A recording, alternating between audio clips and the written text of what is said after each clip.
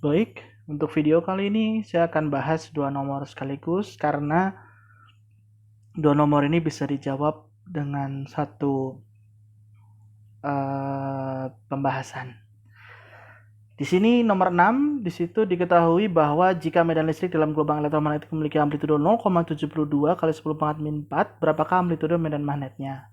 Di nomor 7 juga, gelombang bidang elektromagnetik bergerak ke arah sumbu X positif dalam ruang hampa memiliki komponen EX dan EY-nya sama dengan 0, sedangkan EZ-nya seperti tertulis pada soal. Yang ditanyakan juga yang A, berapa amplitudo komponen medan magnetik?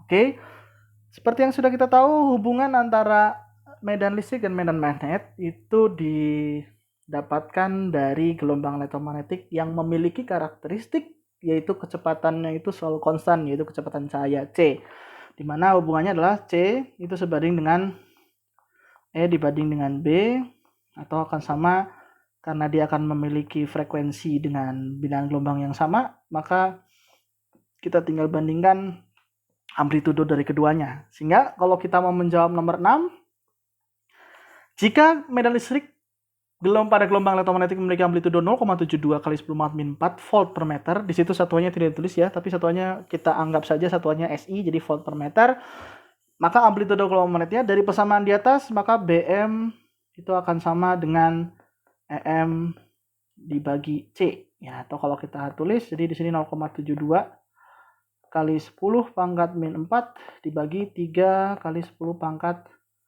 8.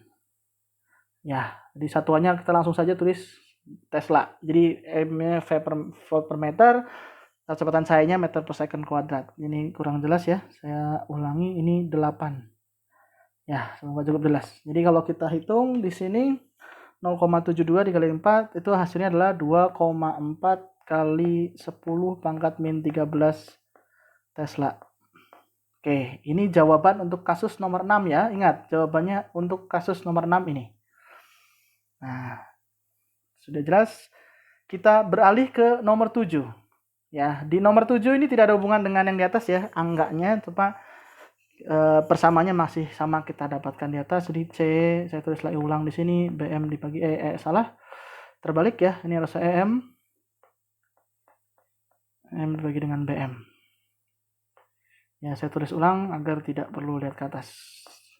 Lalu, satu lagi yang perlu diperhatikan, jika kita punya komponen medan listrik, ya, saya tulis di sini komponen medan listriknya E Z itu sama dengan EM cos, saya tulis di sini. Oke, saya tulis bentuk umumnya saja ya. Bentuk umumnya saya bisa tulis Kx min omega T ya. Ini bentuk umum ya, dimana K itu berhubungan dengan X. Di situ maaf ada X ya, betul. Omega berhubungan dengan T. Saya tulis di situ X, saya balik ya, karena minus dari cos itu sama saja cos ya. Maksudnya cosinus dari minus alfa itu akan sama dengan cosinus alfa. Jadi kalau antara T dengan X-nya saya putar balik, dia tidak akan mengubah persamaan. Poinnya adalah, yang perlu diperhatikan ada 3 hal. Pertama ini, ya, jadi jika di sini ada komponen, ya, jadi komponen, ini berarti, ya, jika ini ada komponen, ini berarti adalah arah osilasi medan tersebut. Jadi jika kita punya komponen Z dari medan listrik, maka sebenarnya itu adalah arah osilasi dari medan tersebut. Jadi di sini untuk kasus ini arah osilasi dari medan listrik. Saya tulis, saya ulangi ya. Jadi ini arah osilasi dari medan listrik.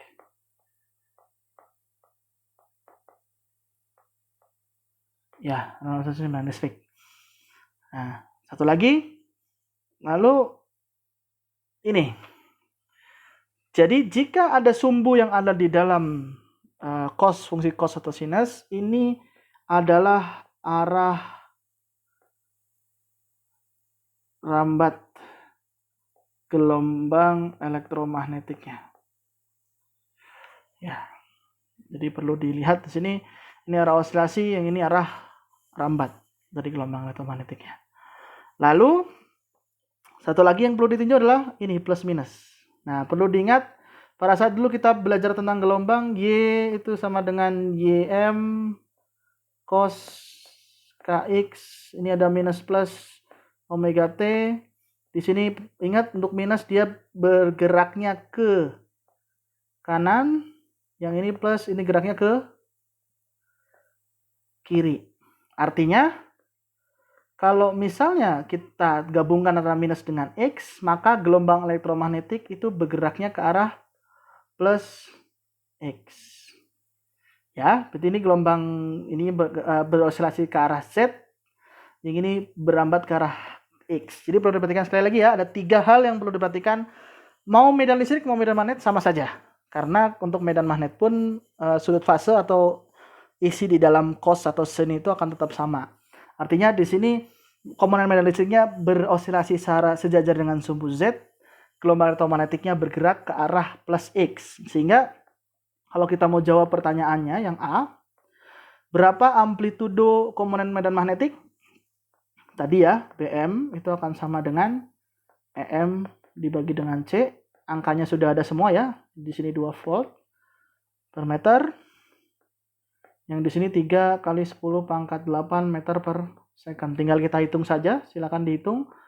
Lalu yang B, pada arah atau sumbu manakah arah medan magnetik berosilasi? Seperti kita lihat di sini, karena medan listrik berosilasi sejajar dengan sumbu X, sejajar dengan sumbu Z, maaf saya ulangi, medan listrik berosilasi sejajar dengan sumbu Z, dan gelombang elektromagnetik merambat ke arah sumbu X, maka sudah barang tentu medan magnet berosilasi sejajar dengan sumbu Y ya.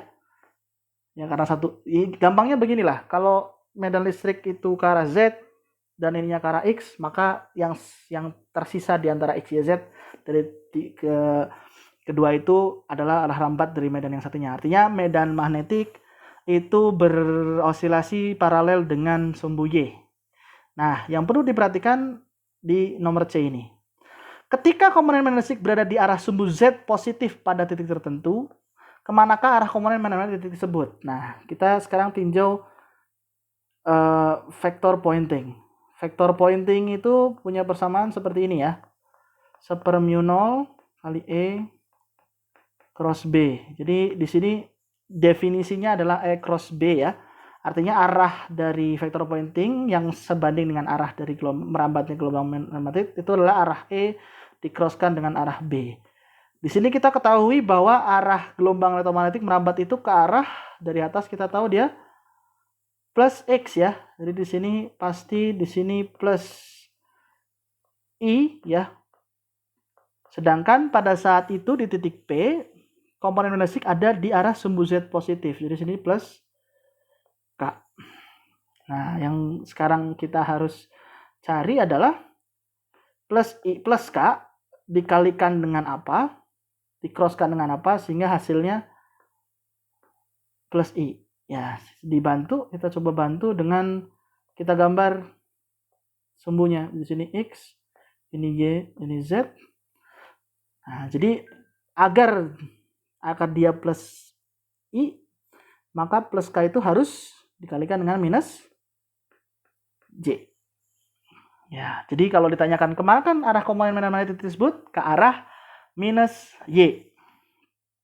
Minus Y. Ya. Semoga cukup jelas.